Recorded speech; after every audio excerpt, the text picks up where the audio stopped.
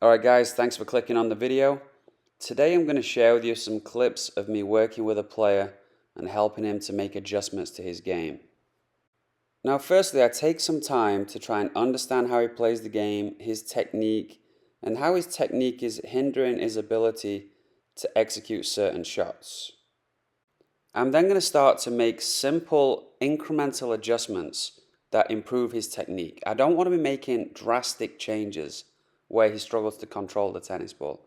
I don't think players reach goals any quicker by making drastic changes. I think if you go step by step, players can evolve their technique in a way that feels really comfortable to them. Anyway, I hope you enjoyed the video and enjoy watching me and Spencer work together to improve his game. Alright, so we got Spencer in town for a couple of days. He's flown in to see me.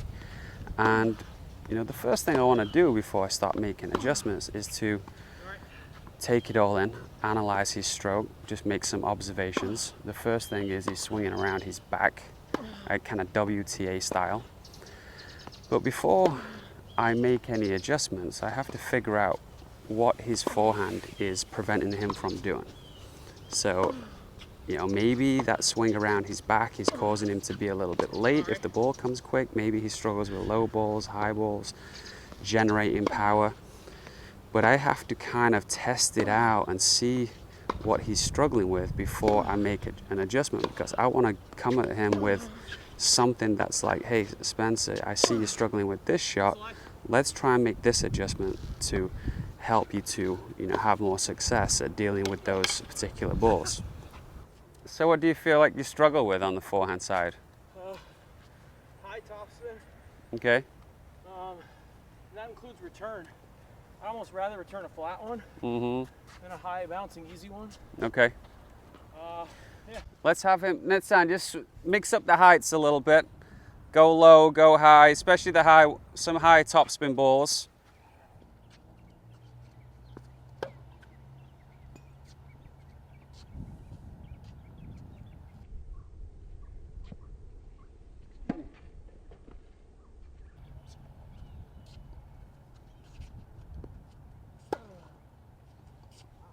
This take back where you swing around your body, there's nothing really wrong with it. You'll see a lot of the women, like Osaka does it, swings around the body. The issue you're gonna have, or you're having, is the high ball is when you have it so bent like this as you take it back. Now the strings are facing the sky and there's a lot of having to flip it over, right? Also, if he starts serving at you and you're all the way around your back with this big swing, you might be a little bit late on those balls as well.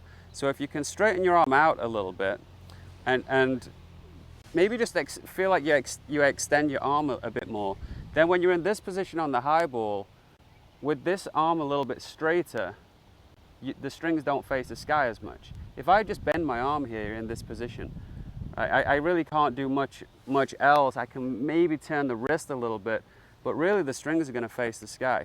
If I straighten my arm a little bit more, the strings kind of stay in the angle that I want to be at the point of contact, so you have less stuff going on.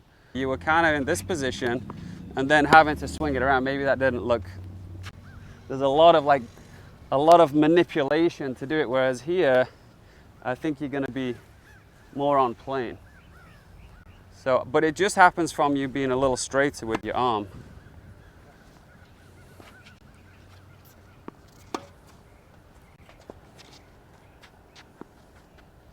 That was a bit more of a consistent racket head. There you go. Good. It's a great swing, man. It's not too laggy, and it's not yeah, you're not in any uncomfortable positions right now. How's it feel? Feels amazing. The timing's a little off sometimes, but it's actually easier to time. Good, smoother. My breakdown of it, I don't know if this is useful or not. I don't know if this is what you're actually feeling, but it's kind of now in between what you'd call the ATP, next gen, all that kind of stuff, where it's here and the lag is happening en route to the ball, and what you were doing before, which was super WTA around the back.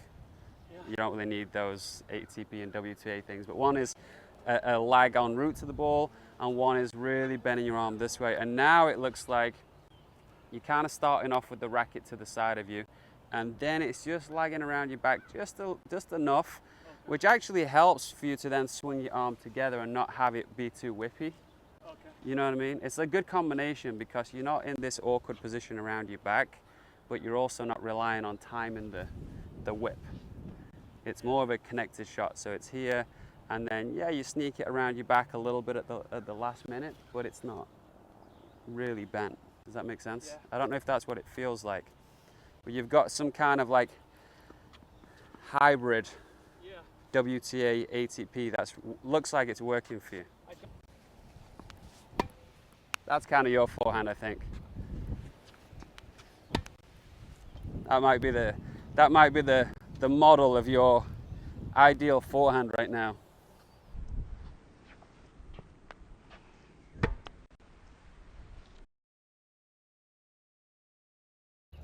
So as you can see, by day 2, his technique's changed quite a bit. He's not taking the racket around his back. It's a bit more of an ATP style stroke where the lag is happening en route to the ball. Now we did this to help him with the wide balls. He was struggling to get wide balls cross court. So this take back and swing is helping him to execute that shot. But by evolving his technique, making incremental adjustments, this process has been relatively simple.